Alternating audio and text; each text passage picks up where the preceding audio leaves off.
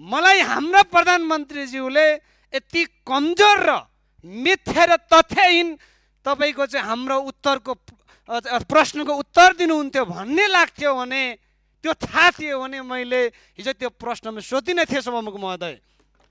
मलाई आज आफैले लज्जास्पद तपाईको महसुस भइरहेछ सम्माननीय सभामुख महोदय। त्यसै कारणले म भन्न चाहन्छु, सम्माननीय प्रधानमन्त्रीज्यूले यो उहाँको त्यो रेकर्डबाट हटाउने कुरा मात्रै होइन, यो चाहिँ इतिहासमा एउटा नजिर तपाईको चाहिँ यस्तो स्थापित भयो। सम्माननीय सभामुख महोदय, भोलि तिम्रो प्रधानमन्त्रीले तिम्रो प्रधानमन्त्रीले नै भनेको हाम्रो भूमि तिमीले मिचेको छ फिर्ता ल्याऊ भन्छ भने कुन भूमि फिर्ता दिने सम्माननीय सभामुख महोदय?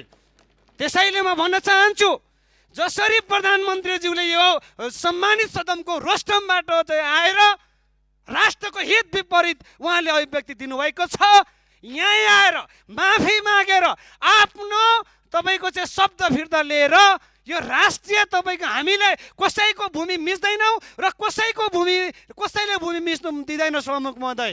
त्यसै कारणले गर्दाखेरि यो कुनै पार्टी व्यक्ति विशेष होइन सभामुख महोदय।